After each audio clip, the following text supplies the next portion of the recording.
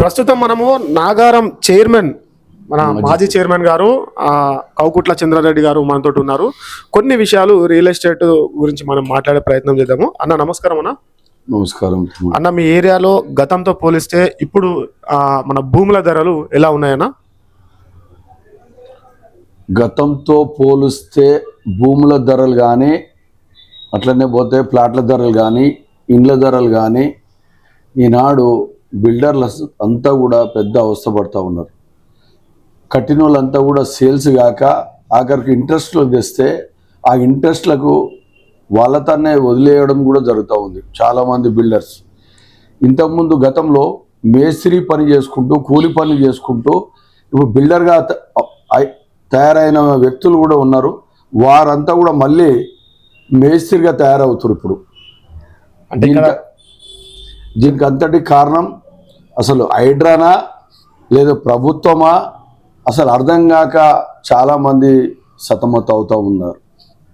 అంటే మన ఇక్కడ మీరు ఇప్పుడు ఉన్నటువంటి మన రాంపల్లి ఏరియాలో హైడ్రా అనేది ఎక్కువ కనిపించట్లేదు, అయినా కూడా రియల్ ఎస్టేట్ డౌన్ అయిందా?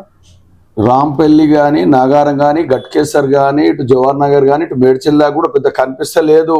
కానీ హైడ్రా ఆఫీస్ అనే ఉన్నది. హైడ్రాలో ప్రజావాణి అని తెరిచినారు. చాలామంది ప్రజావాణికి వెళ్తాం, చూడు బిడ్డాన్ని వీడ కడుతువా ప్రజావాణి పోతాం అనే బెదిరింపులు కూడా కొంతమంది బ్రోకర్లు, మీడియేటర్స్ బెదిరిస్తూ ఉన్నారు. అట్లా కూడా చాలామంది కూడా ఎందుకులే డబ్బులు ఇన్వెస్ట్ చేయాలి అని ఎవరు కూడా ఇన్వెస్ట్ చేస్తలేరు.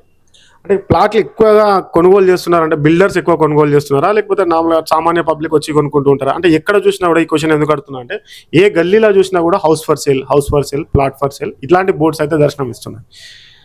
గతంలో బీఆర్ఎస్ ప్రభుత్వంలో దాదాపు 10 సంవత్సరాలు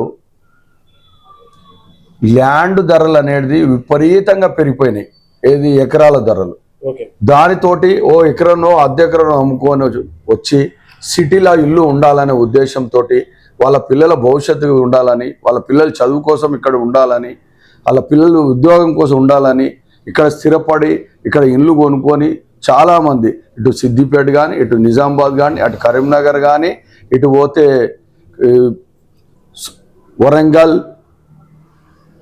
నల్గొండ, ఖమ్మం అక్కడ ప్రాంతాలలో అంతా కూడా సిటీవాదం బోడుప్పల్ కానీ, పిర్జాద్గూడ కానీ, మేడిపల్లి కానీ, పోచారం కానీ, ఇటు పోతే యమునంపేట్, రాంపల్లి, దొమ్మాయిగూడ, నాగారం, ఇట్లా మేడ్చల్, కొంపెల్లి, దూలపల్లి, బాచుపల్లి, గుండ్లపోచంపల్లి ఈ ఏరియాలో స్థిరపడడానికి చాలామంది మారుమూల గ్రామాలలో అంతా కూడా ఎకరనో అర్ధ ఎకరనో 2 ఎకరాలు అమ్ముకొని ఇక్కడ మంచి మంచి ఇల్లు వాళ్ళు బిల్డర్లతో పర్చేజ్ చేసి ఇక్కడ స్థిరపడే విధంగా ఏర్పరచుకోవడం జరిగింది.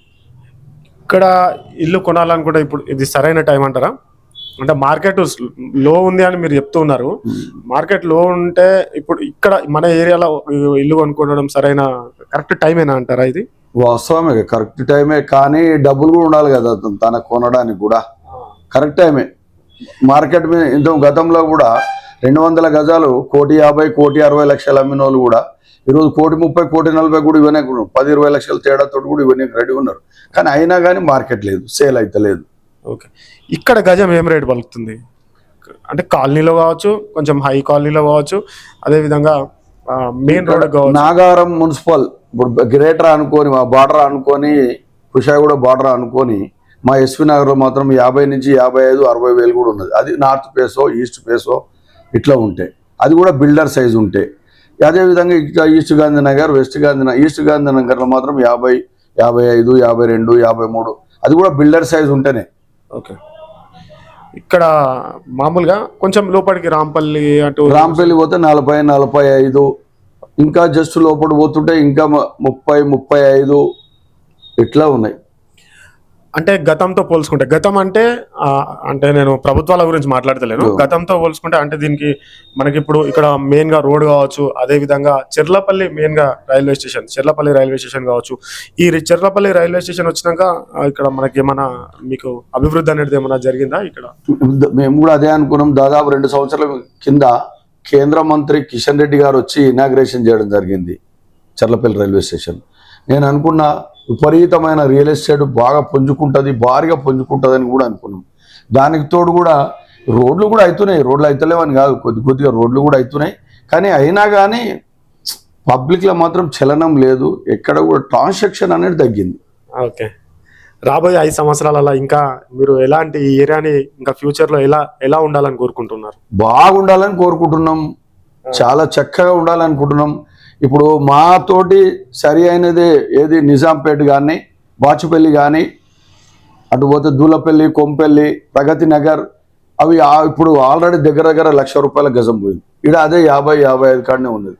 ఓకే, ఇక్కడ రోడ్లు, డ్రైనేజ్, నీటి సౌకర్యాలు అట్లా బాగుంటాయని? గతంలో మున్సిపాలిటీ ఉన్నప్పుడే అభివృద్ధి, ఇప్పుడు మళ్ళీ ఏదీ లేదు. అంటే ఇది మన మల్కాజ్గిరి జోన్ జిహెచ్ఎంసీ, హైదరాబాద్ అయిన తర్వాత ఒక్క ₹10 పని చేయలే. ఇది కూడా హైదరాబాద్ ఇప్పుడు. ఇది Malkajgiri zone, Malkajgiri commissioner area. కానీ ఇప్పటి వరకు కనీసం ఆటోలకు డీజిల్, ట్రాక్టర్లకు డీజిల్ పోయలేని పరిస్థితి. ఓకే, ఈ ఏరియాలో మనకి మామూలుగా రేట్లు ఇంకా పెరిగే ఛాన్స్ ఉంటుందా, లేకపోతే ఇప్పుడైతే స్టేబుల్గా ఉన్నాయా? ఇట్లున్నాయి రేట్స్ ఇప్పుడైతే అట్లనే ఆగినాయి. కానీ ఎవరు కూడా తక్కువకైతే వాళ్ళు ప్లాట్లు అమ్ముతలేరు. ఎవరో ఒక 100లకు, కోట్లకు ఎవరైనా అవసరం ఉండి అమ్ముకుంటే అది సేల్ అవుతుంది. అంటే ఇల్లు కట్టుకొని ఉంటే బెస్ట్ అంటారా, లేకపోతే ఇన్వెస్ట్మెంట్ కోసం తీసుకొని పెట్టేసుకుంటే బెస్ట్ అంటారా? ఇక వాళ్ళ ఒపీనియన్, మనం ఏం చెప్తుంది దానికి. కానీ అంటే చాలా మంది ఇప్పుడు మామూలుగా ఇక్కడ హెచ్ఎండిఏ లేఅవుట్లు, డిటిసిపి లేఅవుట్లు, జీపీ లేఅవుట్లు ఇలా ఉంటున్నాయి కదా. మామూలుగా జీపీ లేఅవుట్లో కూడా పబ్లిక్ భయపడుతున్నారా? అంటే ఇంకా ఇప్పటికి కూల్చివేతలు జరుగుతాయి. ఇంతకు ముందు బీఆర్ఎస్ ప్రభుత్వాలనే జీపీ లేఅవుట్లు అనేది మొత్తం కూడా తీసేసింది. ఇప్పుడు ఏం తెచ్చినా హెచ్ఎండిఏకెళ్ళే తీసుకురావాలి. ఆ హెచ్ఎండిఏ పోవాలన్నా కానీ ఎకరా 2 ఎకరాలకైనా, 3 ఎకరాలకైనా, 5 ఎకరాలకైనా వాళ్ళ మన చెప్పులు అరిగే వరకు తిరుగుతూ ఉన్నాం హెచ్ఎండిఏ చుట్టూ. అయినా పర్మిషన్ అంత ఈజీగా రాదు, అట్లా తయారైంది. సార్ మీరు ఇక్కడ ఎన్ని సంవత్సరాల నుంచి ఉన్నారండి? భర్తే ఇక్కడ భర్త. అంటే మీకు తెలిసినప్పటి నుంచి అంటే రేట్లు ఏ విధంగా ఉన్నాయి, ఇక్కడ ఏ విధంగా పెరిగినాయి? ఇప్పుడు బాగా పెరిగినాయి. ఒక 10 సంవత్సరాల క్రితం, 10 సంవత్సరాల క్రితం బాగా పెరిగినాయి. అప్పటికిప్పుడు చాలా పెరిగినాయి. మామూలుగా గజం ఎంత ఉంటుండే? గజం ఎంత 10-15 వేలు ఉంటుండే. అటువంటిది 40, 45, 50, 30 ఇట్లా వచ్చాయి. ఒక 30,000 ఇప్పుడు గజం ఉన్నది, అప్పుడు ఒక 5-6 వేలు ఉంటుండేనా? అంతేనా సార్? అంతే. మీ ప్రాంతం కోసం లాస్ట్ ఫైనల్ గా మీ ప్రాంతంలో ఇల్లు కొనాలి అని అనుకునే వారికి మీరు ఇచ్చే సజెషన్ ఏమంటారు? లాస్ట్ కొనుక్కోవచ్చు, ఎందుకంటే ఇటు పోతే ఔటర్ రింగ్ రోడ్ ఉన్నది, అట్లనే పోతే ఎయిర్పోర్ట్కి వెళ్ళొచ్చు, విజయవాడ వెళ్ళొచ్చు, ఇటు వరంగల్ వెళ్ళొచ్చు, నల్గొండ వెళ్ళొచ్చు. ఎందుకంటే సరి అయిన ప్లేస్ ఇది. రాంపల్లి చౌరస్తా నుంచి గట్కేసర్ జంక్షన్ వరకు కూడా ఇరువైపులా కూడా ఎక్కడ కొన్నా రేపు ఫ్యూచర్ ఖచ్చితంగా ఉంటుంది. థ్యాంక్స్ అండి, థ్యాంక్ యూ సో మచ్.